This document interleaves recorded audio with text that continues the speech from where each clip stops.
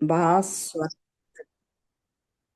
తటీ తటీ రత్న కింకిణికారమ్య రసనా ధామ భూషిత. అరుణ అరుణ కౌసుంభ అంటే అరుణ ప్లస్ అరుణ కదా. అరుణ అరుణ ఉదయించే సూర్యుని కాంతి వర్ణం. రత్న కింకిణిక అంటే రత్న ఖచ్చితాలైన చిరు గంటలు.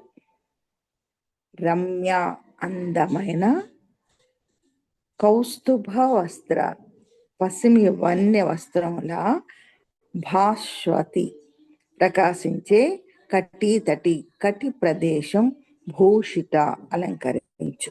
ఇక్కడ ఇంకా మీరు గమనించండి, ఫస్ట్ పైన ఫేస్ దగ్గర నుండి నుదురు, కళ్ళు, చుబుకాలు అన్ని వర్ణనయ్యాయి. ఆ తర్వాత అనాహత చక్రం అయిన ఆ స్థానాన్ని కూడా ఎక్కడ చిన్న రోమాలతో సన్నటి వెంట్రుకలు తీగ ఆధారంగా ఆ ఛాతీకి అని అది వర్ణించారు.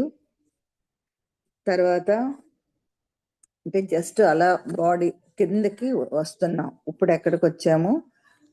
కటి తటి కటి ప్రదేశం దగ్గరికి వచ్చాము. మిక్కిలి ఎర్రని పట్టు వస్త్రంతో ప్రకాశించున్న కటి ప్రదేశం కలది. రత్నాలతో నిర్మించిన చిరు గంటలచే అందమైన కటి సూత్రము అలంకారంగా కలది అని మామూలుగా అర్థం. దీని అర్థం అంటే ఈ మువ్వల వడ్డాణాలు పెట్టుకుంటారు కదా మువ్వలతో, అదనమాట. గంటలతోని కటి అంటే నడు భాగం దగ్గర. ఈ శ్లోకంలో మూలాధార స్వాదిష్టాన చక్రాలు ఎక్కడ వ్యవస్థితమై ఉన్నాయో దర్శించిన హయగ్రీవులు దానిని అగస్త్యుల వారికి వివరించారు. ఇప్పుడు పై చక్రాలు మనకి అయినాయి, పై నుండి వచ్చాం కదా. ఇప్పుడు కింద చక్రాలు ఏంటివి? మూలాధార స్వాదిష్టాన. ఉదయించే సూర్యుని లాంటి ఎరుపు రంగుల మూలాధార చక్రం, ఎరుపు పసుపు రంగుల సమ్మేళనమైన వస్త్రం వంటి రంగులో స్వాదిష్టాన చక్రం గుదస్థానంలో ప్రకాశిస్తున్నాయి. అది మూలాధారం పైన జననేంద్రియాల యొక్క వెనుక భాగంలో అరుణ అరుణ కౌసుంభాస్వత కటి తటి అన్న నామం యొక్క అర్థం అన్నమాట. స్వాదిష్టాన చక్రంలో శుక్రధాతువు నిలువుండి అందులోనే జన్మాంతర కర్మ బంధాలు, క్రోమోజోమ్స్ మరి వాటిపై ఉన్న జోన్ కోడ్స్ రత్న కింకిణిగా అంటే రత్న మణులులా ఇమిడి ఉంటాయి. స్వాదిష్టాన చక్రం జలతత్వంతో కూడుకొని రమ్య రసనా ధామభూషిత మానవుల కర్మబంధాలను రత్నాలుగా ధరించి ఉంది. కర్మబంధాలు అని ఎందుకు వర్ణించారంటే వాటిని తొలగించడం మరి నశింపచేయడం ఏ దేవత యొక్క వశంలో కూడా లేవు. మానవుడు తనంతట తాను వాటిని స్వయంగా అనుభవించాలి, లేదా ధ్యాన సాధన ద్వారా ఆలోచన రహిత స్థితికి వెళ్ళి జ్ఞాన పరిపక్వతను పొంది ఆ అవగాహనతో తనకు తానుగా తన కర్మలను నశింపచేసుకొని వాటి నుంచి ముక్తిని పొందాలి. అదే భగవద్గీతలో ఉద్ధరేతాత్మ ఆత్మానామని కృష్ణ భగవాన్ కూడా మనకి భగవద్గీతలో ఈ పాయింట్ నే ఆ భగవద్గీత ఆ భాషలో చెప్పారు. ఏ భాషలో? భగవద్గీత శ్లోకంలో ఉద్ధరేతాత్మ ఆత్మానం. ఇక్కడ కర్మబంధ ఇక్కడ ఈ శ్లోకానికి ఆ రత్న కింకిణికారిమ్య రసనాధామ భూషిత అని ఆ కింద మూలాధార చక్రంలో అంటే హయగ్రీవుల వారు దర్శించి అగస్త్యుల వారికి ఉపదేశించిన ఇదన్నమాట. తర్వాతది 17 కామేశ జ్ఞాత సౌభాగ్య మార్ధవో రుద్వయాన్విత మాణిక్య మకుటాకార జానద్వయ విరాజిత. కామేశ సౌభాగ్య మార్ధవో రుద్వయాన్విత అంటే కామేశ జ్ఞాత అంటే కామేశుని దర్శించాలన్న కోరిక, సౌభాగ్య అంటే ఫలవంతం చేయగల ఉరుద్వయాన్విత 2 తొడలు కలది. ఇక్కడ మనం కటి అయింది కదా నడుము ప్రదేశం, ఇప్పుడు తొడల దగ్గరికి వచ్చారు. మాణిక్య రత్న ఖచ్చితమైన మకుటాకార అర్ధగోళాకారం గల జానుద్వయ అంటే మోకాళ్ళ జంటతో విరాజిల్లు అంటే పరమేశ్వరునికి మాత్రమే తెలిసిన అందమైన మృదువైన ఉరువుల కలది అని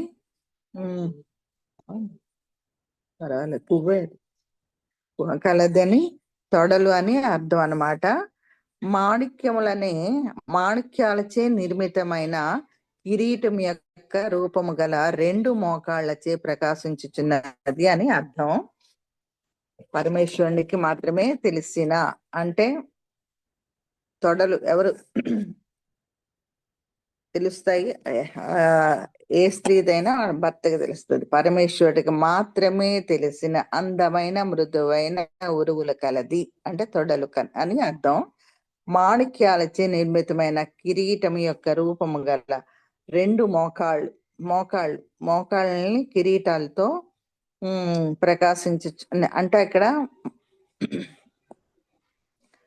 మూలాధారంలోని నిద్రాణమై ఉన్న కుండలిని శక్తిని జాగృతం చేయడానికి కావలసిన పద్మాసనం గురించి వివరించబడింది. ఈ శ్లోకంలో ఏంటంటే రహస్యార్థం ఏముందంటే మూలాధారంలో నిద్రాణమై ఉన్న కుండలిని శక్తిని జాగృతం చేయడానికి కావలసిన పద్మాసనం గురించి వివరించబడింది. పద్మాసనం వేసుకుంటే మనకి ఈ మోకాళ్ళు అంటే ఈ అదే కదా అంట ముడుకులు స్పష్టంగా ఇది కనిపిస్తా అటు ఇటును.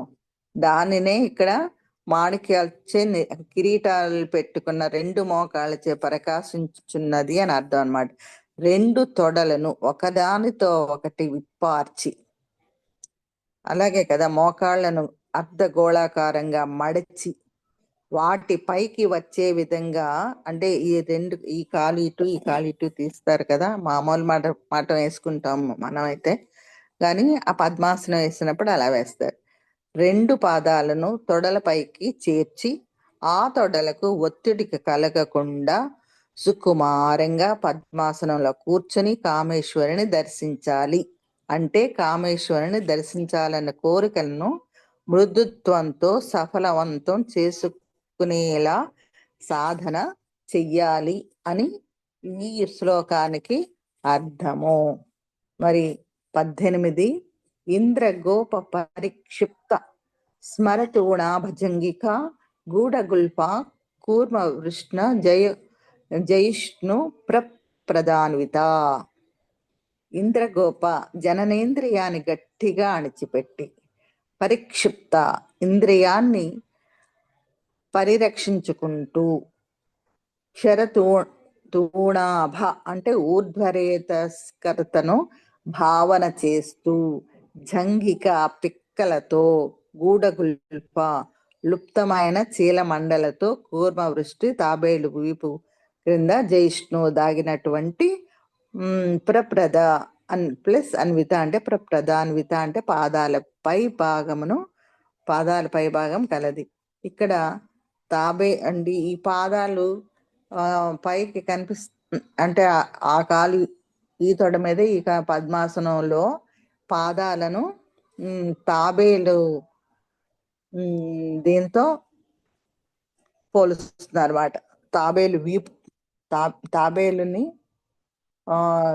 డప్పతో ఎలాగా అయితే ఉంటుందో ఆ దాంతో పోలుస్తున్నారు. ఎందుకు పోల్చారు అంటే పద్మాసనంలో సిద్ధాసనం కూర్చొని గురువు చెప్పిన విధంలో తొడలను బంధనం చేసి జననేంద్రియాన్ని అణిచిపెట్టి జననేంద్రియం వెనుక ఉన్న లైంగిక జీవరసం లేదా శుక్ల శోణితాలను అంటే ఇంద్రమును వెన్నుముక ద్వారా పైకి ప్రసరించుకుంటున్నట్లు భావన చేయాలి.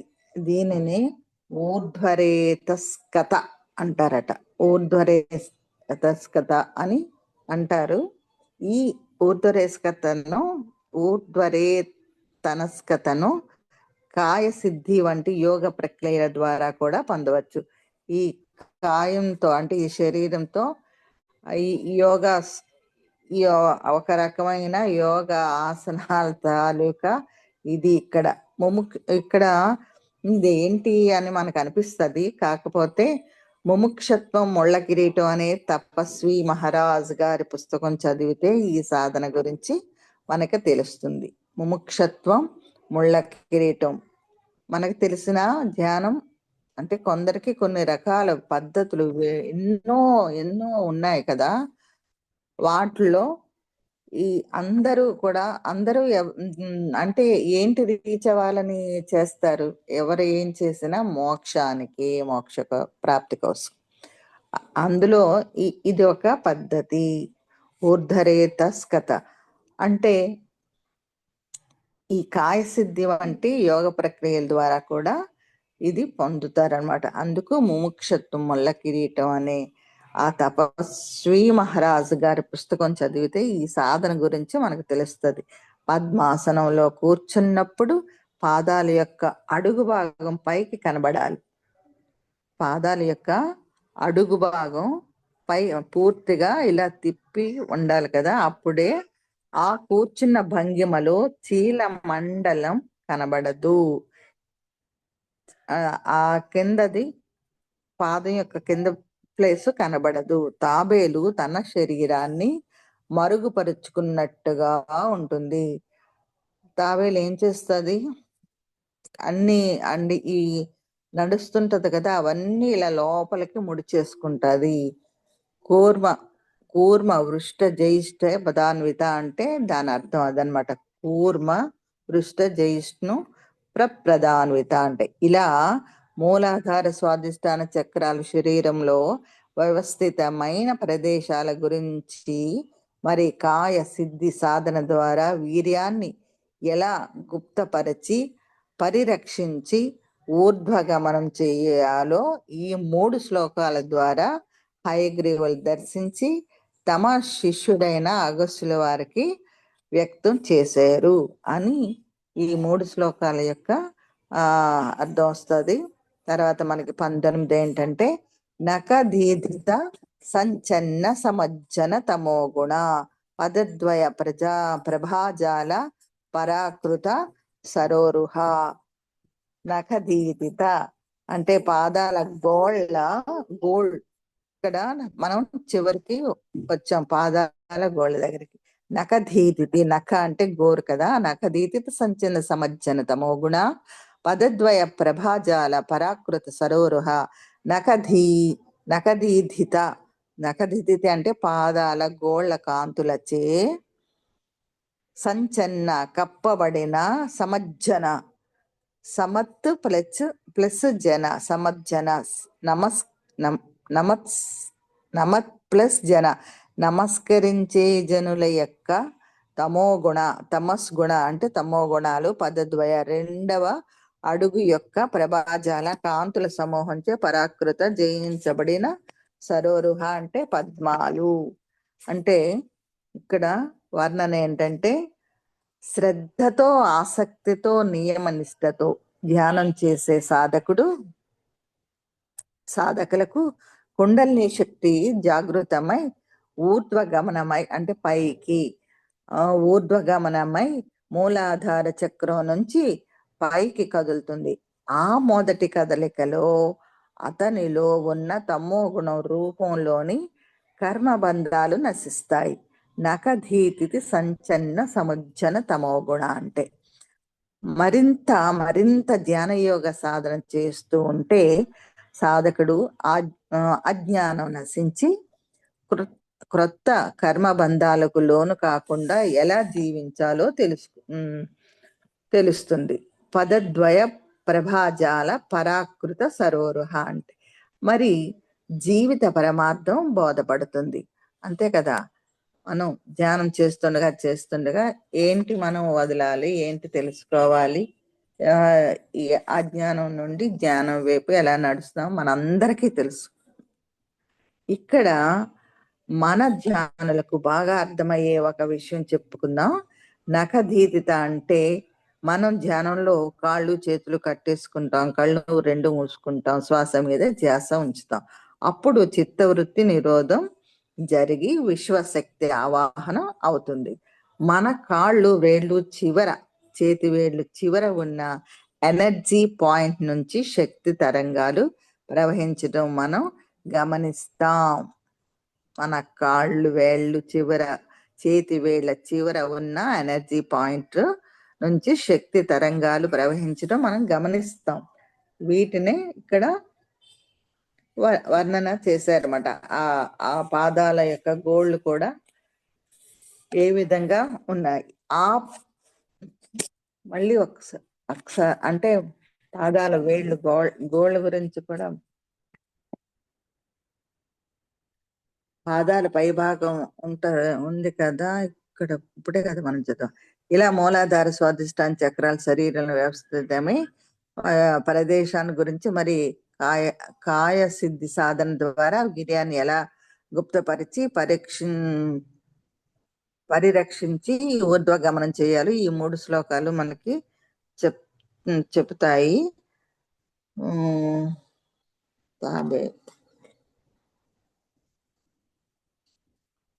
అంటే ఈ పాదాల పై అంటే మనకి నకదీది ఇక్కడ కదా, గడ్డతోని ఈ తమో గుణం అంటే మూలాధారం చక్రంలో పైకి కదులుతుంది కదా, అప్పుడు ఆ మొదటి కదలికలోనే మనకున్న తమో గుణ రూపంలో ఉన్న కర్మబంధాలు నశిస్తాయని తద్వారా నకధీతి సంచన, నక అంటే గోళ్ళు, కాలి సముజ్జన తమోగుణ మరింత జ్ఞానయోగం సాధన చేస్తూ ఉంటే సాధకుడికి అజ్ఞానం నుంచి క్రొత్త కర్మబంధాలకు లోను కాకుండా ఎలా జీవించాలో తెలుస్తుంది. పదద్వయ ప్రభాజాల పరాకృత సరోరహ, మరి జీవిత పరమార్థం బోధపడుతుంది. ఇక్కడ జ్ఞానులకు బాగా అర్థమయ్యేది ఇలాగనమాట. అంటే ఎందుకు అలా జరుగుతుంది అంటే ఈ సాధన వలన మన కాళ్ళు వేళ్ళు చివర చేతి ఉన్న ఎనర్జీ పాయింట్ల నుంచి శక్తి తరంగాలు ప్రవహించడం మనం గమనిస్తాం. ఈ ప్రవాహం ఉధృతం అవుతూ కొద్దీ మన నాడీ మండలం, మన శరీరంలోని అణువులన్నీ ప్రక్షాళనం చెంది మనం దివ్య తేజస్సుతో మరి శక్తితో నిండిపోతాం. అప్పుడు మనం కర్మబంధాల నుంచి మరి అజ్ఞానం నుంచి విముక్తులం అయ్యి జ్ఞాన సుగంధ పరిమళాలతో జీవిస్తాం అని ఆ యొక్క నఖదీతి ఆ గోళ్ళ యొక్క అద్భుతాన్ని చెప్పారన్నమాట. ఈ మృదుత్వ, కాంతి, అందము మొదలైన గుణాలచే అతిశయము కలది. ఈ శ్రీమాత పాద పద్మాల ఆరాధించే వారికి ఆ అజ్ఞానము నశించి జ్ఞానము ప్రాప్తిస్తుంది. అన్నమయ్య కీర్తనలో కూడా బ్రహ్మ కడిగిన పాదము, అది ఆ కీర్తన అందుకు రాసుకున్న ఆ పాదాల సొగసు చూసి అంటే ఆ పాదాలు అంటే అతను వెంకటేశ్వర స్వామి పాదాలు. అదేంటి ఇక్కడ ఎవరైనా ఈ వెంకటేశ్వర స్వామి అవనివ్వండి, లేకపోతే మరొకళ్ళ అదే పద్మావతి అవనివ్వండి, లలిత అవనివ్వండి, దుర్గమ్మ అవనివ్వండి, అయ్యప్ప స్వామి అయినా, బాబా గారైనా, ఎవరైనా ఒక స్పిరిచువల్ హైయెస్ట్ మాస్టర్ యొక్క పాదాలను ఈ తాలూకా సంకీర్తన అన్నమాట. అది అంతే. ఇంకా బ్రహ్మ కడిగిన పాదము అని ఆ సంకీర్తనలో మనకి వివరించారు. ఇప్పుడు మనం 20 సింజానమణి మంజీర మండిత శ్రీపదాంబుజ మరాళి మందగమన మహాలావణ్య సేవదిహి. సింజాన మధురంగా లయబద్ధంగా ధ్వనించే, మణి అంటే వజ్ర వైడ్యూరాది మణి ఖచ్చితమైన, మంజీర అందెలచే, మండిత అలంకరించబడిన, శ్రీ ప్రశస్తమైన, పదాంబుజ పాద కమలాలు కలది, మరాళి రాజహంస, మందగమన నెమ్మదిగా మనోజ్ఞమైన నడక కల, మహా అంటే బ్రహ్మం, లావణ్య అంటే అఖండ ఆనందం, సేవధి అంటే నిధి. అంటే ఇక్కడ మరాళి అంటే రాజహంస కదా, మనకి ఇక్కడ మామూలుగా అర్థం ఏంటంటే వయ్యారంగా ఆవిడ అంటే లేడీస్ నడకని ఎక్కువ హంస నడకతో పోలుస్తారు. మనకి సినిమా పాటల్లో కూడా ఓ హంస నడక దాన అనుకుంటూ కొన్ని పాటలు ఉంటాయి కదా, పాత పాటలు. అలాగే హంస నడక అంటే ఆ వయ్యారంగా ఆ అందంగా నడవడం అనమాట. లేడీస్కే అది వస్తుంది. అది అమ్మవారి నడకతో పోల్చారు. గాని అది మామూలు అర్థం అనమాట. సింజానమణ మంజీరం మండిత శ్రీ పదాంబుజ అని అన్న దానికి అమ్మవారి నడకని పోల్చారు. గాని మన యొక్క రహస్యార్థం ఏంటంటే శ్వాస ధ్యాస ద్వారా, మరాళి అంటే రాజహంస, మందగమనం అంటే నెమ్మదిగా నడిచేది అని అర్థం. యోగుల పరిభాషలో శ్వాసను ఏమంటాము? హంస అంటాం కదా. అందుకే హింస చోడు, హంస పకడు అంటూ శాకాహార ర్యాలీల్లో వాటిలోని నినాదాలు. హింసని వదులు, హంసని పట్టుకో. హంసని పట్టుకో అంటే శ్వాసని పట్టుకో. శ్వాస ధ్యాస ద్వారా మన ఉచ్ఛ్వాస నిశ్వాసాలు నెమ్మదించి బ్రుకుటిలో స్థితమవుతాయి. ఈ ధ్యాన సాధన చేసేటప్పుడు శ్వాస ద్వారా మన ఉచ్ఛ్వాస నిశ్వాసాలు స్లోగా అవుతాయి కదా, స్లో. అందుకు మందగమన, మరాళి మందగమన బ్రుకుటిలో స్థితమవుతాయి. తద్వారా చిత్తవృత్తి నిరోధం జరిగి సుషుమ్నా నాడిలో ఉన్న కుండలిని శక్తి జాగృతం అవుతుందన్నమాట.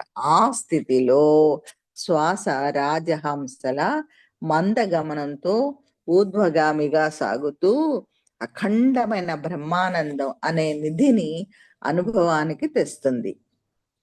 ఆ సమయంలో సాధకుడికి వజ్ర వైడూర్యాది మణి ఖచ్చితమైన అందెలతో అలంకరించబడిన ప్రశస్తమైన పాదాలు కదిలినప్పుడు కలిగే చిరుమువ్వల సవ్వడి అనుభూతికి వస్తుందన్నమాట. సింజానమణి మంజీర మండిత శ్రీ పదాంబుజ అంటే మన పిరమిడ్ మాస్టర్లందరూ ధ్యానంలో ఈ అనుభూతిని పొందిన వారే అనడంలో అతిశయోక్తి లేదు.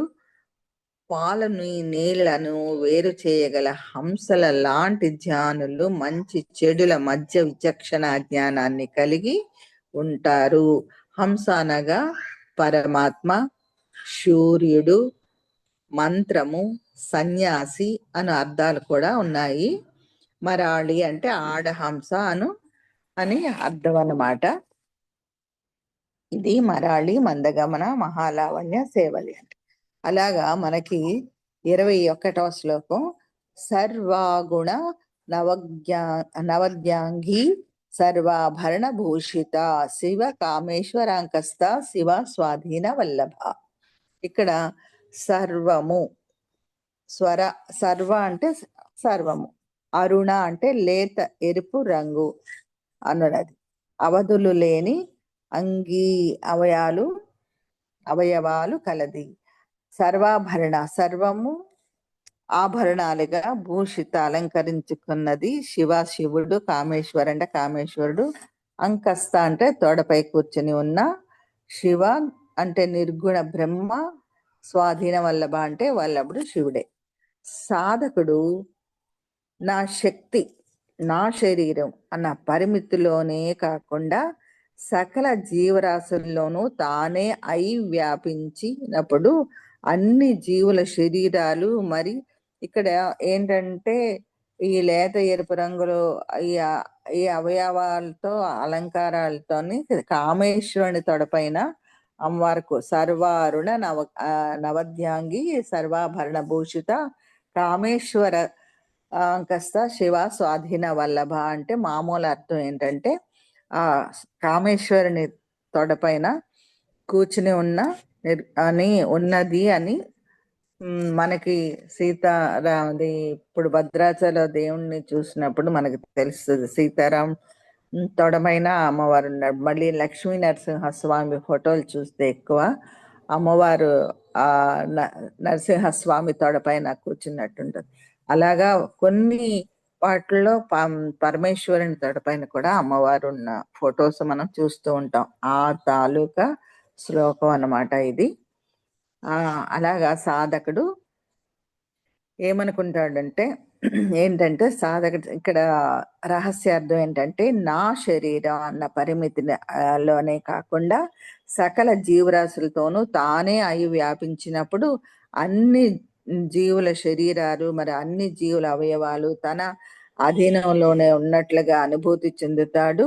నవధ్యాంగ అంటే సర్వాభరణ భూషిత ఆభరణాలని అన్ని జీవుల అవయవాలతోని పోల్చారనమాట. తన ఆధీనంలోనే ఉన్నట్టు అది సర్వాభరణ భూషిత సకల చరాచర సృష్టి మరి విశ్వ పరిణామం వెనుక మహాసంకల్ప శక్తినే మహాకామేశ్వరుడని. సకల చరాచర సృష్టి మరి విశ్వ పరిణామం వెనక మహాసంకల్ప శక్తిని కామేశ్వరుడని. కామేశ్వరుడు అంటే మనకు ఫోటోలో చూపించినట్టు స్వామి ఆ తొడపైన అమ్మవారు అని కాదు, మహాకామేశ్వరుడని. ఆ మహాకామేశ్వరి అని అంటారు. ఈ మహాసంకల్పంలో 2 అంశాలు ఉన్నాయి. ఒకటి జ్ఞానం, రెండవది శక్తి. జ్ఞానం అనే అంశను కామేశ్వరి అంటే శ్రీ లలిత అని ప్రశంసించబడింది. జ్ఞానం అంటే మానవ శరీరం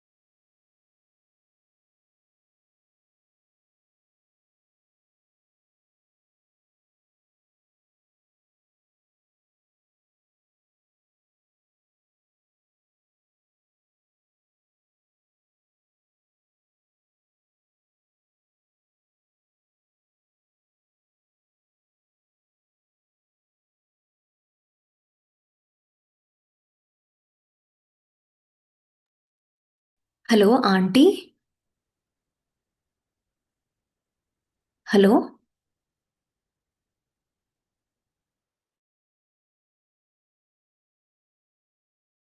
మీ వాయిస్ వినిపించట్లేదు. క్రాంతి గారు వినిపిస్తుందా అండి? హలో.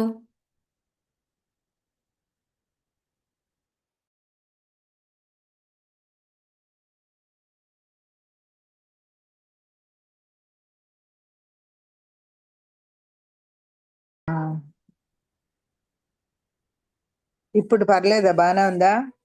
యా అవును. సాధకుడు ఉమ్, నా నా శక్తి, నా శరీరం అన్న పరిమితిలోనే కాకుండా సకల జీవరాశుల్లోనూ తానే అయి వ్యాపించినప్పుడు అన్ని జీవుల శరీరాలు మరి అన్ని జీవుల అవయవాలు తన ఆధీనంలోనే ఉన్నట్టుగా అనుభూతి చెందుతాడు.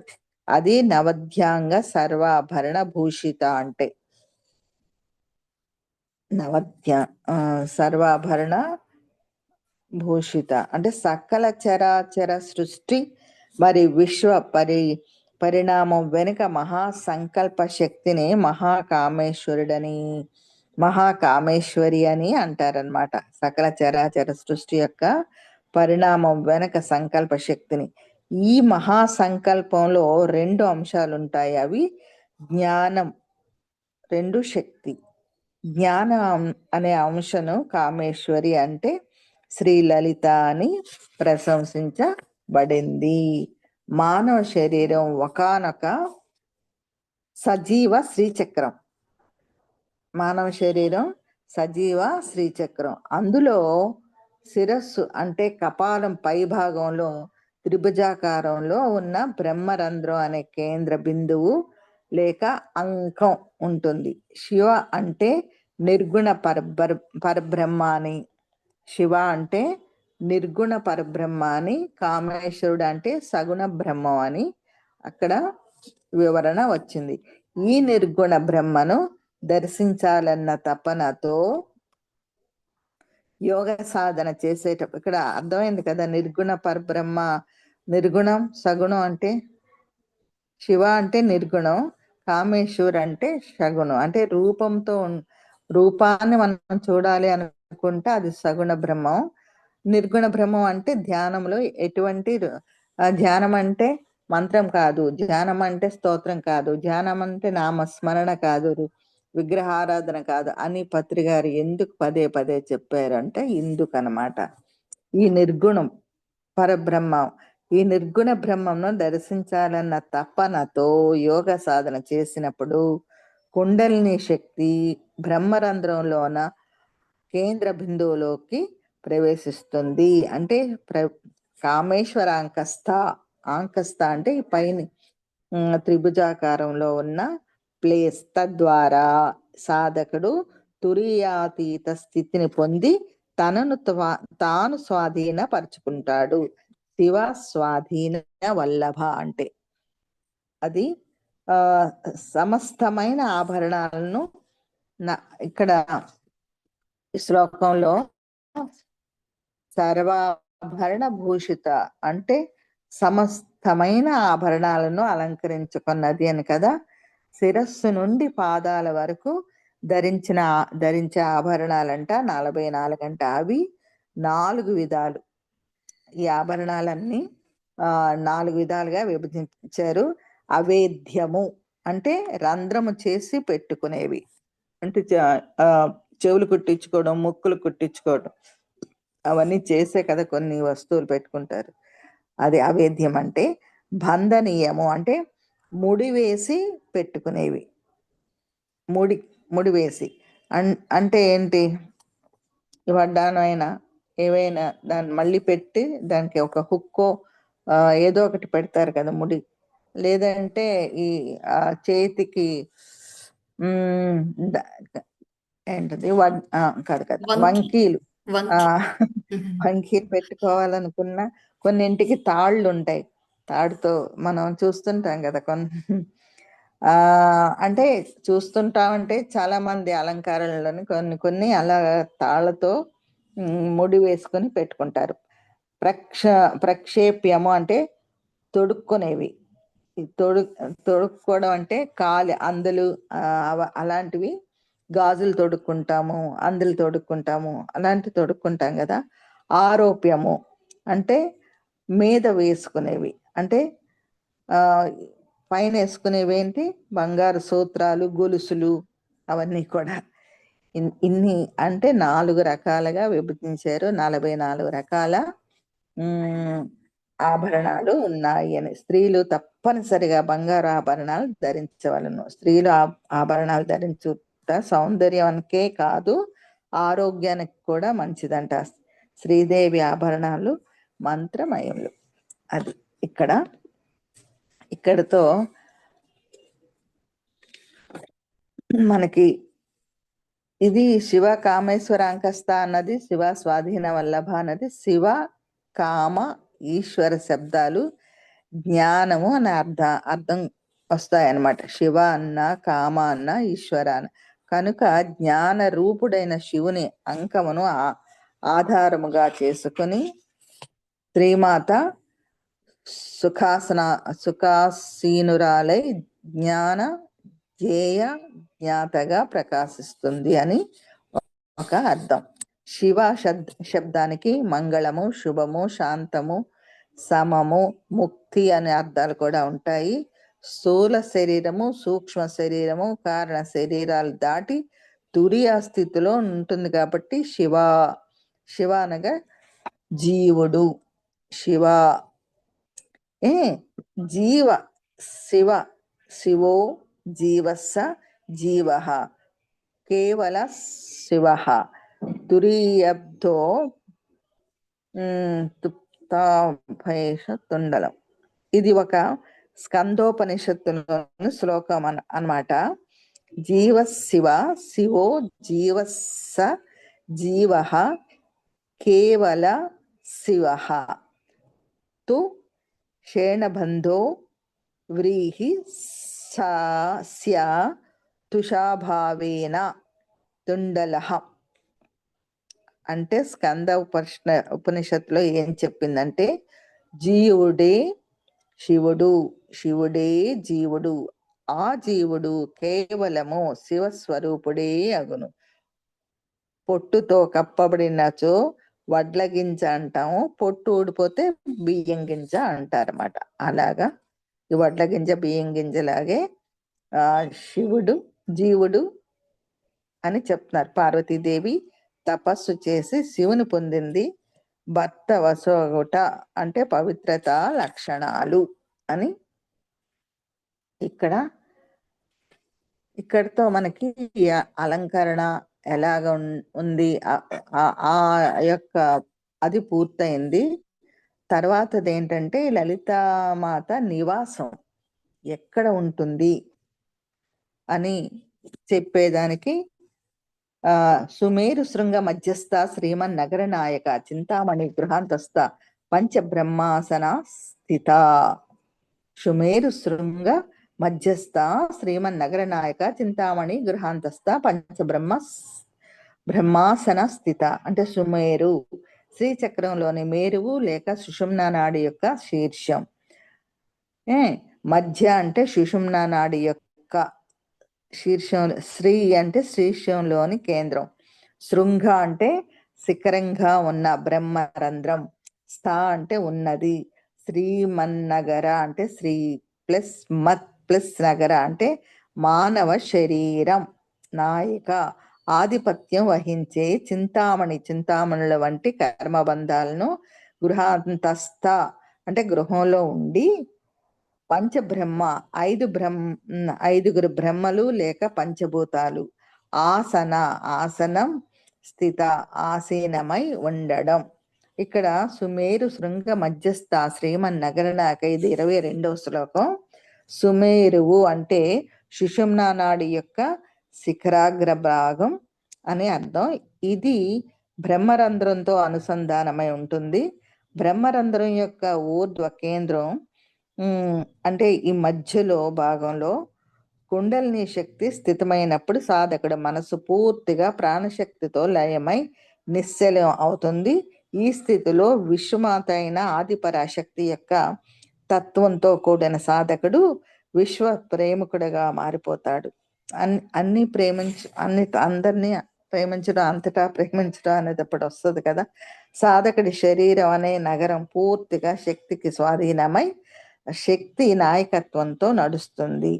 అది శ్రీమన్ నగర నాయక. మానవుని కర్మలు అనుభవిస్తేనే కాని నశించవు. ఎంతటి పుణ్య కర్మలు సైతం పాప కర్మలను ఉపశమింప జాలవు.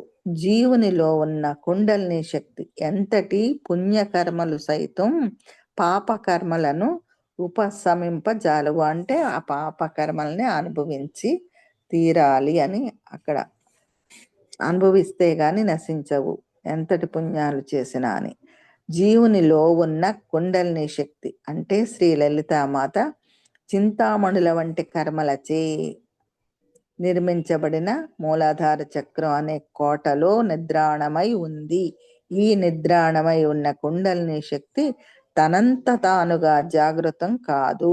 సాధకుడు తగిన శ్రద్ధాభక్తులతో భక్తులతో ధ్యాన యోగ సాధన చేసినప్పుడు మాత్రమే అతి జాగృతం అయి కర్మ నివృత్తి అవుతుంది. దీనినే మరి భగవద్గీతలో జ్ఞానాగ్ని కర్మ దగ్ధానం అని చెప్తున్నారు కదా. అది ఈ జీవ చైతన్యం నిద్రాణ స్థితిలో ఉన్నంత కాలం పాంచభౌతికమైన పంచ జ్ఞానేంద్రియాలు ప్రాపంచిక జ్ఞానానికి మరి ఇంద్రియ విషయాల ఆలసకు లోనే అజ్ఞానంలో ఉంటాయి. ఈ జీవ చైతన్యం నిద్రాణమైన ఉన్నప్పుడు అంటే